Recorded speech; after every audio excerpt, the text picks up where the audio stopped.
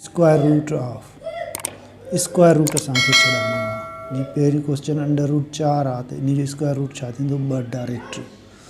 जेकॾहिं वधीक अंदरि कंदा त 4 जो 2 ज़रब 2 माना जोड़ो निकितो 2। अंडर रूट 9 जो 3 ज़रब 3 जोड़ो निकितो 2। जीअं 16 जो आहे 4 चौंक 16 4। 36 जो आहे 6 ज़रब 6 अंडर रूट में जोड़ो निकितो 6 जो। 144 जो 12। 121 जो 11। अहिड़े तरीक़े सां 169 जो अंडर रूट 13 ज़रब 13 इज़ इक्वल टू 13। जीअं 100 जो आहे 10 अंडर रूट जे अंदरि 10 जो जोड़ो निकितो। उन खां पोइ 25 आहे अंडर रूट में 5 ज़रब 5 माना जोड़ो 5 जो निकितो। 196 जो 14 निकितो। 225 जो स्क्वायर रूट 15 आहे। 256 जो 16 आहे। उन खां पोइ 289 जो 17 ज़रब 17 17 निकितो। 324 जो 18 निकितो। 361 जो 19 निकितो। 400 जो 20 निकिरंदो। 900 जो 3 ज़रब 3 निकितो। अहिड़े तरीक़े सां 10,000 आहे त 100 ज़रब 100 100 निकितो। 625 आहे त उनजो 25 निकिरंदो। मज़ीद जीअं 27 आहे 27 जो अंडर रूट स्क्वायर रूट 27 में 3 टिका अचनि था। 3 टिका 9 9 टिका 27 हिकिड़ो जोड़ो निकितो ॿाहिरि बाक़ी अंडर रूट 3 रहिजी वियो। 8 जे अंदरि 3 टिका अचनि था 2 जो जोड़ो निकितो अंडर रूट 2 रहियो। 12 जे अंदरि 2 ज़रब 2 ज़रब 3 2 जो जोड़ो निकितो ऐं 3 अंदरि रहिजी वियो। 18 जे अंदरि 2 ज़रब 3 ज़रब 3 3 जो जोड़ो निकितो अंडर रूट 2 रहिजी वियो। 125 में 3 5 थींदा हिकिड़ो 5 जो जोड़ो निकितो 5 अंदरि रहिजी वियो। 216 में 3 छकनि जी ज़रब थींदी हिकिड़ो छको ॿाहिरि अची वियो हिकिड़ो अंदरि रहिजी वियो। 32 जे अंदरि 5 ॿिका ईंदा त ॿिके जो हिकिड़ो जोड़ो निकितो ॿिके जो ॿियो निकितो बाक़ी हिकिड़े अंदरि रूट 2 रहिजी वियो। त हाणे ॿार वारा ॿई पाण में ज़रब थी 4 अंडर रूट 2 थी विया। 81 जब में 4 टिका थींदा या 9 ज़रब 9 ॿाहिरि 9 निकितो या हिकिड़ो जोड़ो टिके जो ॿियो जोड़ो टिके जो 3 टिका 9 तॾहिं बि 9 थी वियो। 45 जे अंदरि 3 ज़रब 3 ज़रब 5 थींदो 3 जो जोड़ो ॿाहिरि निकितो अंडर रूट 5। 50 जे अंदरि 2 ज़रब 5 ज़रब 5 5 जोड़ो ॿाहिरि निकितो अंडर रूट 2 रहिजी वियो। नथो करणु अचे त तव्हां हिन तरीक़े सां करे सघो था। जीअं 216 जो हल कयो आहे 108 दफ़ा 254 27 दफ़ा 3 जो खोड़ 27 खे 9 दफ़ा वरी 9 खे 3 दफ़ा 1 दफ़ा अहिड़े तरीक़े सां ॿिके जो हिकिड़ो जोड़ो निकितो टिके जो ॿियो जोड़ो निकितो बाक़ी अंदरि 2 ऐं ही 3 रहिजी विया। इन्हनि जी ज़रब 6 थी अंडर रूट में ॿाहिरि बि 6 थी वियो। त अहिड़े तरीक़े सां तव्हां हिननि जो ईअं बि करे सघो था। 216 जो जीअं असां हिते ॾिनो आहे 6 अंडर रूट 6 हे ॾिसो 6 अंडर रूट 6 साॻियूं अची वियो। त अहिड़े तरीक़े सां अॻियां अञा हलनि पिया क्वेश्चन। अॻिते आहे जीअं डिवाइडिंग इन अंडर रूट। हाणे अंडर रूट में कीअं डिवाइड थींदी जीअं अंडर रूट 2 खे अंडर रूट 2 सां डिवाइड करियो त ॿिन्ही खे पहिरीं हिकिड़े अंडर रूट में लिखी 2 में वियो बाक़ी अंडर रूट 1 रहियो 1 जो अंडर रूट 1 ई थींदो। जीअं अंडर रूट 3 अंडर रूट 3 आहे त पहिरीं हिकिड़े अंडर रूट में ॿई लिखी 3 में कटिजी विया अंडर रूट 1 रहियो त 1 जो अंडर रूट 1 ॿाहिरि अची वियो। अहिड़े तरीक़े सां अंडर रूट 6 ऐं अंडर रूट 6 जी वंड ॿिन्ही खे हिकिड़े में लिखे हाणे खोड़ा हणो 1 दफ़ा लॻो 2 टिक 6 1 अंडर रूट 2 रहियो। हाणे 1 जो अंडर रूट 1 ई रहंदो पर अंडर रूट 2 रहिजी वेंदो छाकाणि त 1 अंडर रूट में ॿाहिरि 1 अची वेंदो आहे। हाणे अहिड़े तरीक़े सां under root 6 upon under root 3 ते हिकिड़ी अंडर रूट में लिखी टिके जो खोड़ो 2 दफ़ा लॻो अंडर रूट 2 रहियो 1 ॿाहिरि अची वेंदो अंडर रूट 2 रहिजी वेंदो अंडर रूट 2 जो आहे। अहिड़े तरीक़े सां 4 अंडर रूट 4 अपॉन 2 आहे त इन्हनि खे कीअं हणंदासीं। साॻिए तरीक़े सां ॿियो खोड़ो हणी 3 दफ़ा त 3 अंडर रूट में 4 खे तोड़े छॾियो 2 ज़रब 2 में 2 जो जोड़ो ॿाहिरि निकितो त ॿाहिरि वारो हिन जोड़े खां ज़रब थी वियो बराबरि 6। अहिड़े तरीक़े सां 6 अंडर रूट 9 अपॉन 3 आहे त पहिरीं हिननि खे असां लिखियोसीं हाणे टिके जो खोड़ो 2 दफ़ा लॻो 9 जे अंडर छॾाईंदा त 3 ज़रब 3 ॿाहिरि जोड़ो निकितो 3 जो 3 ॾूं 6 थी वियो। अहिड़े तरीक़े सां अॻियूं क्वेश्चन इहो अची वियो आहे। हिन में 8 ऐं 2 खे पाण में खोड़ा हया आहिनि ऐं अंडर रूट 9 ऐं 3 खे ॿिन्ही खे हिकिड़े अंडर रूट में लिखियो आहे। हाणे 2 जो खोड़ो 4 ॾूं 8 टिके जो खोड़ो 3 टिका 9 ॿाहिरि रहिजी वियो 4 अंडर रूट 3 रहिजी वियो। त इहो साॻियूं थियो जवाबु 1 खे छॾे ॾिबो। उन खां पोइ अॻियां आहे साॻे तरीक़े सां इहो ॾिसो। हाणे हिननि खे पहिरीं साॻे तरीक़े लिखी, हाणे 5 जो खोड़ो 2 दफ़ा लॻो, √25 में जोड़ो निकितो 5 जो, 5 × 10 थी वियो जवाबु। अहिड़े तरीक़े सां 2√3 होल अपॉन √3 आहे, त हिननि खे हिकिड़े अंडर रूट में लिखी 2 पंहिंजी जॻह ते, 3 में कटिजी वियो, 1 दफ़ा लॻो खोड़ो, 1 जो √1 ई थींदो, 1 √2 थी वियो। अहिड़े तरीक़े सां इहो क्वेश्चन आहे, इन में 4 में कटिजी विया ऐं √4 रहिजी वियो, इन जो जोड़ो 2 × 2 निकितो 2। उन खां पोइ 27 √9 अपॉन √3 आहे। हाणे √9 ऐं 3 अंडर रूट खे हिकिड़े में लिखी 3 दफ़ा खोड़ो लॻो, 27 साॻियां, इहो साॻियो रहियो जवाबु। 200 आहे, त 10 जो हिन में निकिरंदो, 10 × 10 जोड़ो निकितो 2 जो, ऐं 10 जो बाक़ी ॿाहिरि वारो 2 हिन 10 खां ज़रब थी 20 थी वियो।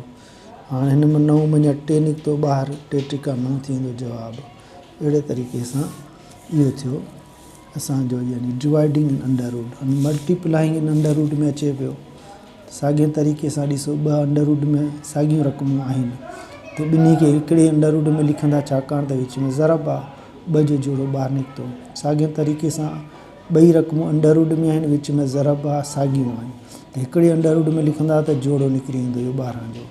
हाणे हीअ 2 रक़मूं ॾिसो आहिनि, 2 अंडर रूट में, कुझु ॿाहिरि बि आहिनि, विच में ज़रब आहे, हिननि खे ॿाहिरि वारा ॿाहिरि सां ज़रब कंदा, अंडर रूट वारा अंडर रूट खां ज़रब थींदा। त हाणे पहिरें स्टेप में असां ॿाहिरि वारा ॿाहिरि में ज़रब कयो, 2 × 3 ऐं अंडर रूट में 6 ऐं अंडर रूट 2 पाण में लिखियासीं गॾु करे। उन खां पोइ ॿाहिरि वारा पाण में ज़रब थी विया 6 ऐं अंदर वारनि खे टोड़ींदासीं, 6 खे टोड़ियो 2 × 3 में, बाक़ी 2 साॻियूं, 2 जो जोड़ो हितां ॿाहिरि निकितो, हीअ 6 सां ज़रब थी वियो, 12 अंडर रूट 3 रहियो जवाबु। अहिड़े तरीक़े सां ही 2 रक़मूं आहिनि, 2 अंडर रूट में आहिनि, विच में ज़रब आहे, त ॿिन्ही खे हिकिड़ी अंडर रूट में असां हिननि खे लिखी सघूं था। लिखण खां पोइ 14 खे असां टोड़ियो 2 × 7 में, छाकाणि त 7 हिन सां मिली जोड़ो ठाहे पियो, 7 ॿाहिरि निकितो, बाक़ी 2 अंदर रहिजी वियो। साॻे तरीक़े सां ई ॿाहिरि वारा पाण में ज़रब थी विया, विच में ज़रब आहे, अंडर रूट वारा पाण में ज़रब थी विया। इहो ज़रब करण खां पोइ तव्हां अंदर वारनि खे टोड़ींदा, त ॿाहिरि वारा पाण में 15 ज़रब थी विया, 5 × 15, 15 खे टोड़ींदा 3 ज़रब 5 में, 12 खे 2 × 4, 4 × 12 में टुटी वियो।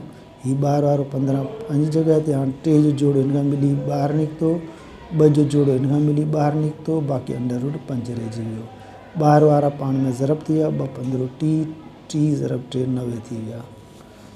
उन खां पोइ साॻे तरीक़े सां ई ॾिसो, जॾहिं बि यानी अंडर रूट में रक़मूं ऐं विच में ज़रब हुजे, त ॿाहिरि वारा ॿाहिरि खां ज़रब, अंडर रूट वारा अंडर रूट खां ज़रब थी वेंदा। त हाणे ॿाहिरि वारा पाण में 6 × 24 थी विया, ऐं 6 खे तव्हां अॻिते टोड़े सघो था 3 ज़रब 2 में, ताकी हिन जो जोड़ो हिन सां ॿाहिरि निकितो ॿाहिरि, बाक़ी 24 ज़रब 3 72 थी विया, अंडर रूट 2 साॻियूं। साॻे तरीक़े सां हाणे 3 रक़मनि में हीअ अची वई आहे 2 ज़रबूं, क्वेश्चन थोरो वधी वियो आहे, त ॿाहिरि वारा ॿाहिरि खां ज़रब थी विया, हीअ ॿाहिरि वारा ॿाहिरि खां ज़रब थी विया, विच में ज़रब आहे, त अंडर रूट वारा अंडर रूट खां 3 रक़मूं ज़रब थी वियूं। हाणे ॿाहिरि वारनि जी ज़रब थी 36, हिन में यानी 9 टुटे पियो 3 ज़रब 3 में, 36 पंहिंजी जॻह ते, 3 जो जोड़ो ॿाहिरि निकितो ऐं अंदर रूट रहिजी विया 3 ज़रब 2, 3 × 6 थी विया, 36 ज़रब 3 108 थी वेंदा। ऐसा ही यहाँ तक। अब उर्दू में हम आएंगे, उर्दू की तरफ।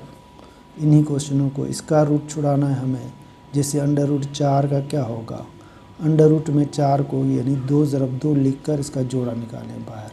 इसी तरह अंडर रूट 9 का भी 3, 16 का 4 ज़रब 4 4 का निकला बाहर, 36 का 6 ज़रब 6 6 निकले बाहर, 144 का 12 ज़रब 12 12 निकला, 121 है तो अंडर रूट में 11 ज़रब 11 11 निकला, 169 के लिए 13 निकलेगा, 100 के लिए 10 निकलेगा, 25 के लिए 5 निकलेगा।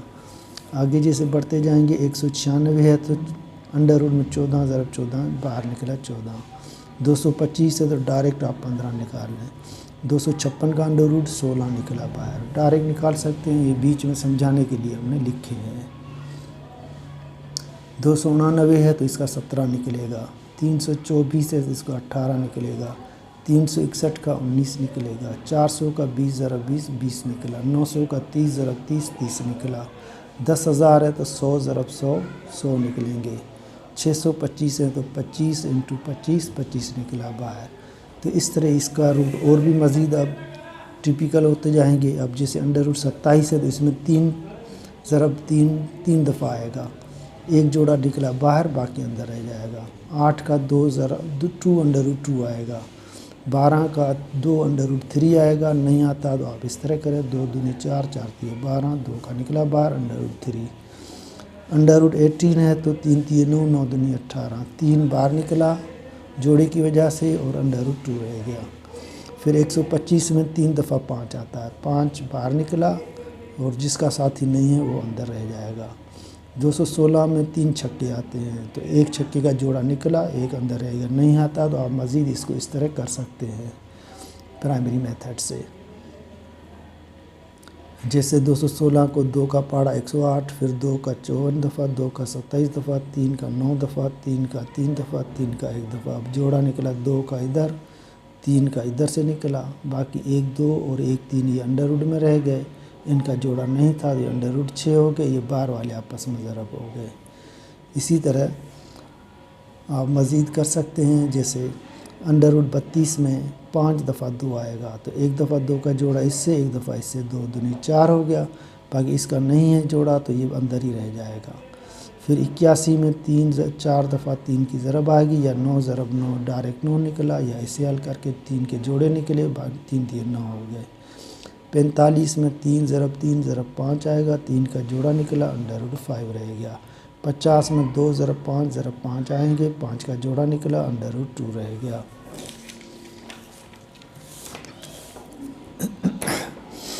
मज़ीद आगे यानी डिवाइडिंग इन अंडर रूट या स्क्वायर रूट में, जैसे अंडर रूट 2 है ऊपर भी और नीचे भी, तो देखें इसको पहले एक ही अंडर रूट में लिखें, अलग-अलग अंडर रूट थे, अब 2 2 में कट गया, अंडर रूट 1 रहा, 1 का अंडर रूट 1 ही रहता है।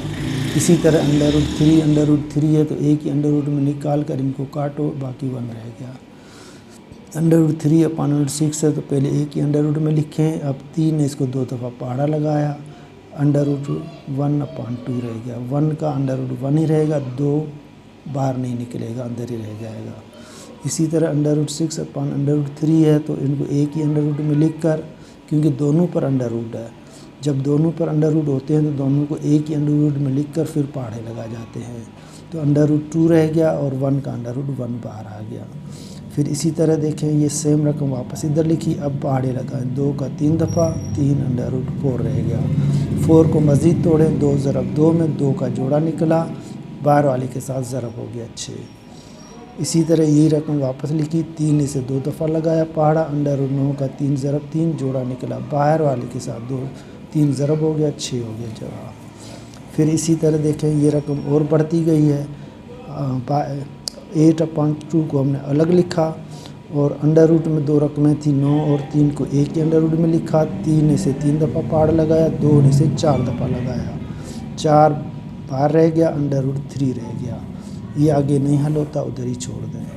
फिर ये आगे ये रकम आ गई, इसी को पहले हमने लिखा, 5 ने इसे 2 दफ़ा लगाया तो 2 रह गए इधर। 25 में से जोड़ा निकला 5 का, जो बाहर वाले 2 के साथ ज़रब हो गया, 10 हो गए। फिर इसी तरह आगे ये नहीं देखें, ये दोनों अंडर रूट में हैं तो इकट्ठे करके लिखें और कट जाएंगे आपस में। 1 रहा, अंडर रूट 1 माना 1 ही रहेगा और बाहर वाले 2 के साथ ज़रब हो गया। फिर इसी तरह देखें, अब ये बाहर वाले आपस में कट रहे हैं, अंडर रूट 4 रह गया, इसका 2 दूनी 4, 2 निकला बाहर। इसी तरह देखें, अब ये अंडर रूट में इकट्ठे आ जाएंगे, एक ही अंडर रूट में इन दोनों को लिखा, 3 का 3 दफ़ा लगा और 27 वैसे अंडर रूट 3 नहीं निकलेगा, वहीं पड़ा रहेगा। फिर 2 अंडर रूट 100 है, 100 का हमें पता 10 निकलेगा, 10 इसके साथ ज़रब हो जाएगा, 200 हो जाएगा। इसी तरह 3 अंडर रूट 9 माना इसका 3 निकला, 3 इसके साथ ज़रब हो जाएगा, 3 3 9 हो जाएगा। ये डायरेक्ट देखें इस तरह ज़हन में रख सकते हैं, इस तरह भी आपको हल कर सकते हैं इसको स्लो। अब इसी तरह डिवाइडिंग के बाद यही इसका रूट हम मल्टीप्लाइंग में आ जाएंगे, मल्टीप्लाई करेंगे। देखें दो एक जैसे अंडर रूट में एक जैसी रकमें हैं, बीच में ज़रब है, तो इसका मतलब दोनों को एक ही अंडर रूट में लिखकर फिर अंडर रूट में लिखकर 2 का जोड़ा निकला। इसी तरह देखें ये दोनों एक जैसे, बीच में ज़रब, अंडर रूट में दोनों को इकट्ठा लिखा, 12 बार निकल गया जोड़ा इसका। अब इसमें देखें थोड़ा और बढ़ गया क्वेश्चन। अब इसमें क्या हो रहा है, बाहर वाला बाहर के साथ ज़रब और अंदर वाला अंदर के साथ ज़रब। बीच में जब ज़रब हो तो बाहर वाली रकम बाहर के साथ ज़रब, अंडर रूट के अंदर वाली अंदर के साथ ज़रब। अब बाहर वाले आपस में 6 हो गए, अंदर वाले को मज़ीद हल करके इसके जोड़े निकालो। तो कैसे निकला, अब 6 में देखें 2 ज़रब 3, आगे 2। अब 2 का जोड़ा देखें बाहर निकला, अंडर रूट 3 रह गया, बाहर वाले ने इसको ज़रब किया, 12 अंडर रूट 3 जवाब। अब देखें ये दोनों देखें अंडर रूट में बीच में ज़रब है, तो इनको एक ही अंडर रूट में लिखा। अब 14 को तोड़ेंगे, 2 ज़रब 7 में 7 का जोड़ा निकला, इसलिए हमने 14 को तोड़ा, अंडर रूट 2 रह गया। फिर इसी तरह देखें 5 बाहर वाले के साथ ज़रब हो गया, अंडर रूट 15 अंदर वाले के साथ ज़रब हो गया। तो इन दोनों की ज़रब बाहर वाले की 15 होगी, इसको मज़ीद तोड़ें, 15 को आप तोड़ें 3 ज़रब 5 में, 12 को 2 दूनी 4, 4 3 12। अब है 15 अपनी जगह पर, ये 2 का जोड़ा, ये इसके साथ 3 का जोड़ा निकला। इन तीनों की ज़रब 90 होगी, अंडर रूट 5। फिर देखें 6 ज़रब 4 बाहर वाले आपस में ज़रब, अंदर वाले आपस में ज़रब हो गए, अंडर रूट 6 चौके 24 हो गए। 6 को मज़ीद तोड़ें ताकि 3 का जोड़ा इसके साथ निकल रहा है, 3 3 9, 3 का जोड़ा निकला बाहर, अंडर रूट 2 रह गया। अब 3 ज़रब 24 72 अंडर रूट 2। अब देखिए इसमें 3 रकमें आ गई, कितनी भी रकमें आएँ बीच में ज़रब हो तो बाहर वाले बाहर के साथ ज़रब हो जाएंगे, अंदर वाले अंदर के साथ ज़रब हो जाएंगे। अब बाहर वालों की ज़रब ये हो गई 36, अंदर वालों को मज़ीद 9 तो टूट रहा है, 3 3 9 में देखें। अब 36 अपनी जगह पे, 3 का जोड़ा निकला, बाकी अंदर 3 ज़रब 2 रह गए, इसका जोड़ा नहीं निकलता, अंडर रूट 6 रह गया। अब 36 ज़रब 3 108 अंडर रूट 6 हो गया जवाब इसका। फ़िलहाल आज के क्वेश्चन यहाँ तक पूरे हुए। Thanks, okay.